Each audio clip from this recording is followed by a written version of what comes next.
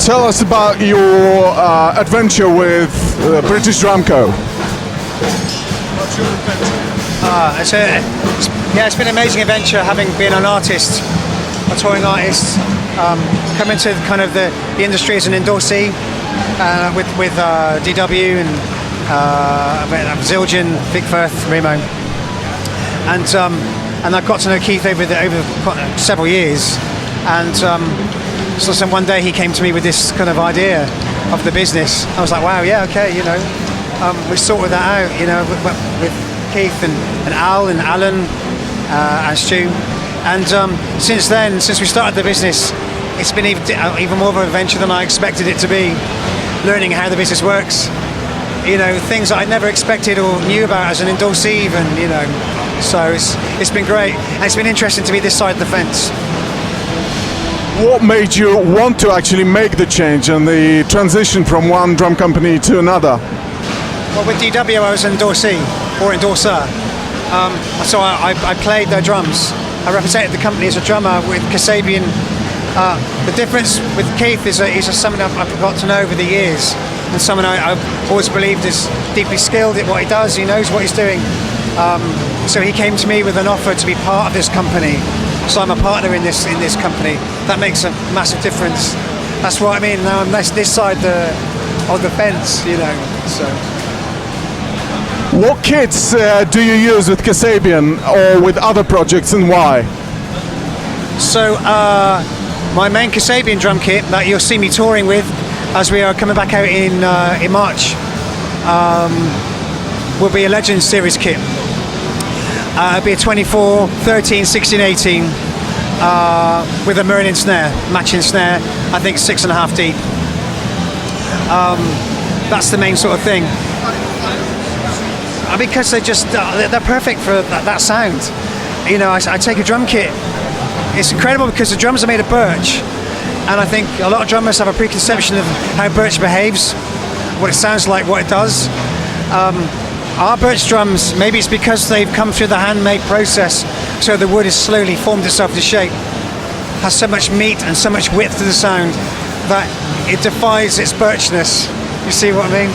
And a lot of my drummer friends who've heard that kit being played, or one of those kits being played by me, was like, what's that made of? Expecting me to say maple, and I said, well, it's made of birch. And it's kind of floored them, which has made me feel kind of chuffed, Are there any other kits or instruments that you use in some other context, possibly? Yeah, I would say when I'm at home, not touring, I do sort of fairly small gigs with friends of mine that I've known for years and years. They tend to be kind of like jazz and funk gigs. They're pretty easy to pick up because there's no rehearsals. I haven't got enough time to be in another musical project, because by the time you get something going, it's time to go back up with Kasabian. And I don't want to do more touring than I already do. So those kind of little small gigs are kind of perfect.